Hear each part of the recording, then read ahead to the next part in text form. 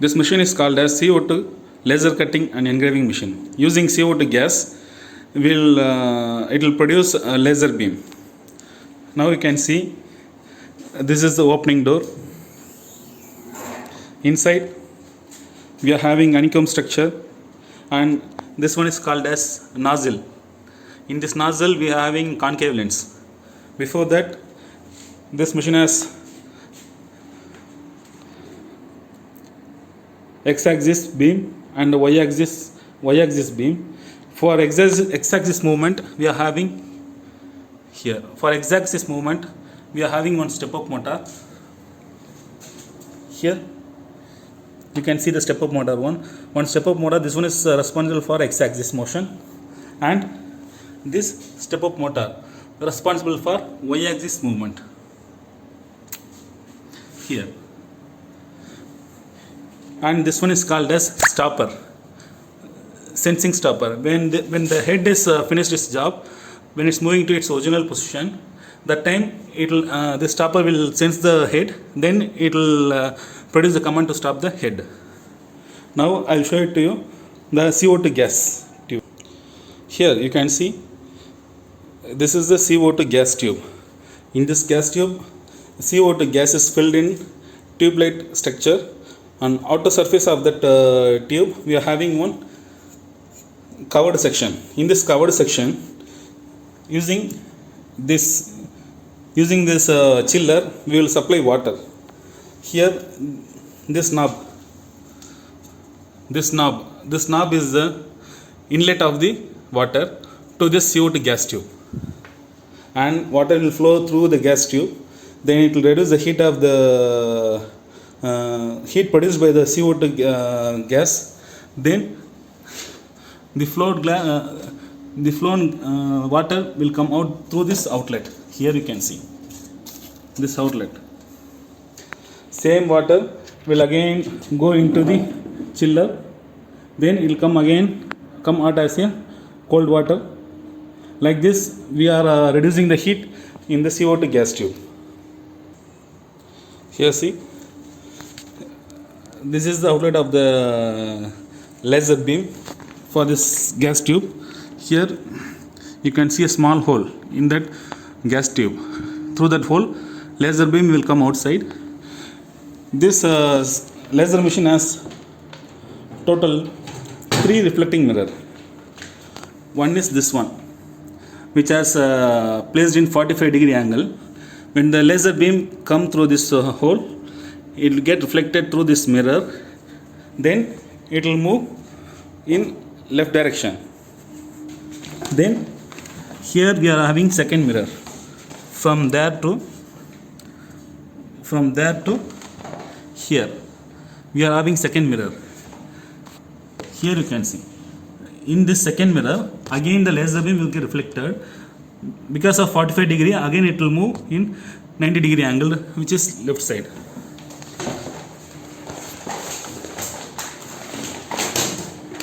Here, and this one is the third reflecting mirror. Laser beam will receive through this hole. Again, using this mirror, it will get reflected. Then it will go downwards. We are having one concave lens. Here we are having one concave lens. The bunch of rays will collected through the concave lens. Then it is converged into a single ray. Then the single sharp point beam will come throughout this nozzle. And here, when we are cutting the wooden surfaces, or when you are cutting the acrylic surfaces, the burned material will be left as a dust. To remove the dust, here we are having one air tube. This air tube, it will using the machine, it will produce the pressurized air. That pressurized air will remove the dust particles on the surface of the material. Before I told, this is the air compressor. The air, which is the pressurized air, which is removing the dust particle, will come through this air compressor motor. And we are having suction motor. Using the suction motor, the suction tube is connected to the surface of the honeycomb structure. Here, which are the materials dispatched while doing the laser cutting process, that dust particles and material will get sucked through this honeycomb structure. In bottom,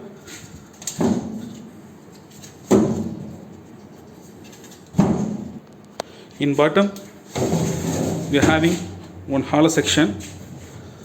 Through these holes, the dust particles will get sucked, then it will get collected and will get sent outside through this outlet which is connected to the suction motor. Now we will discuss about the system configuration in this laser cutting machine. Here,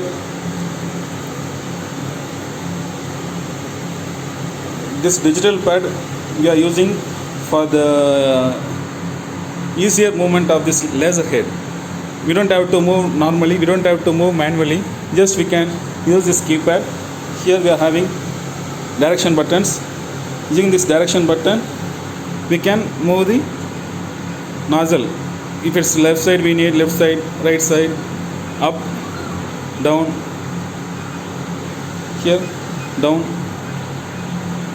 According to my command, the suction motor, the step-up motor, both step-up motor will operate in same time. Next, here, same as a system, here we are having one file, just like we are entering on folder file. These are the documents, these are the designs and files which we do laser cutting process. Second one, third one, fourth one. If I want to do this laser cutting, then I have to enter into the file. I have entered here. Now you can see the design. In this design, previously we have discussed, if you want to give the laser machine as instruction, which are the process it has to make. If I want to do a cutting process, if I want to do a engraving process, then I have to separate it using colors. Here, black color I have given as cutting process, blue color I have given as drawing process, red color I have given as engraving process. Here you can see, and the power also I have given.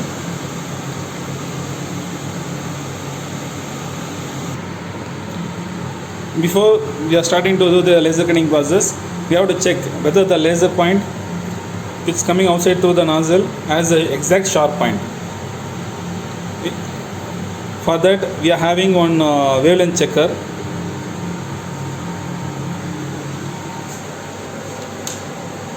This one is called the wavelength checker, which is given to us by the laser machine supplier. The material and the nozzle point should have this much height, then only we'll get a sharp point.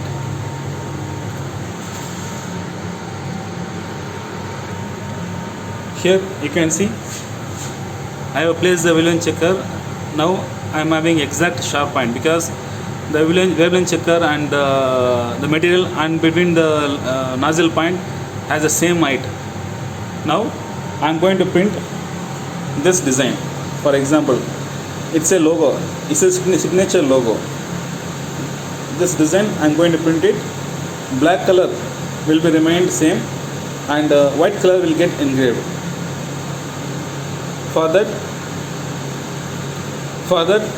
I have to place the material, and I have checked the wavelength using wavelength checker. Now I am going to align the position for this design, because if I am having a bigger design, I doesn't have a exact material. If my design is bigger than the required material, means after finishing only I will know. To avoid the wastage of material, first we will calculate the exact position, how much space we need to do the laser cutting process. For that I am going to make a frame structure. Here you can see.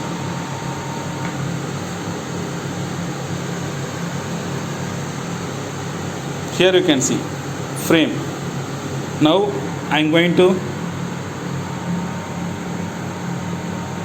Now I am going to move the nozzle point here. I am moving the nozzle point here. I need, then I am checking using pulse. Here I am checking. Now I am marking it as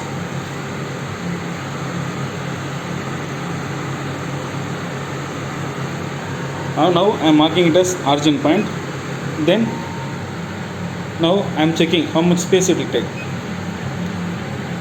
Here you can see this much space it will take. Now I am having enough material. Now I am going to start the process.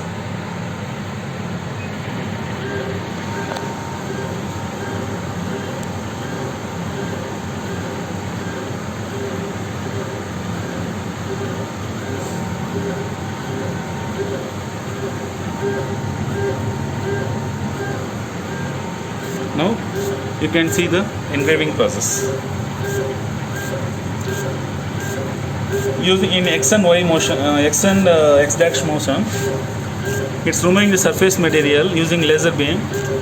While moving from right to left, it will remove the 0.5 mm material, then it will come downwards 0.5 mm. Again from left to right, it will remove the 0.5 mm material.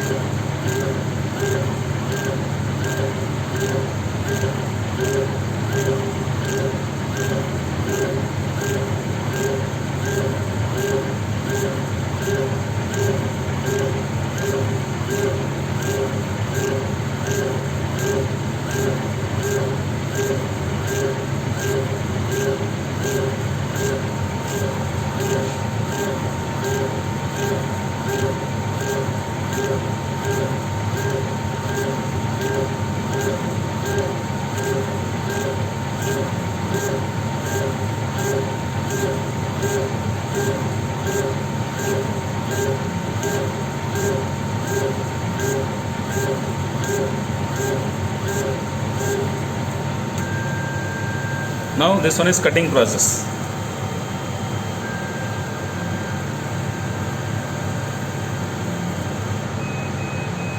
Now you can see it's completed perfectly. And this is the signature logo design, which we can use using ink pad. Just we have to use it as a stamping ink pad for our signature logo. You can see now clearly. This is the signature logo. Just we have to dip in the stamp pad, then we can make it as a logo stamp. Now I am going to print here a small design, butterfly image. After that you can ask me any designs you want. I will download that image in website, and I will convert it into DXF. Then I will print it for you, and I will show it to you how it looks like. Now this is the design I am going to print. Butterfly. It has total 3 colors. Red color I given for engraving process, blue color I have given for drawing process, and a black color I have given for cutting process. Outer profile cutting box, square section I am going to cut like that. Now this is the material. This is the material. Now I am going to check how much space it will take for this design. It's coming inside the workpiece. Now I am going to start the laser cutting process.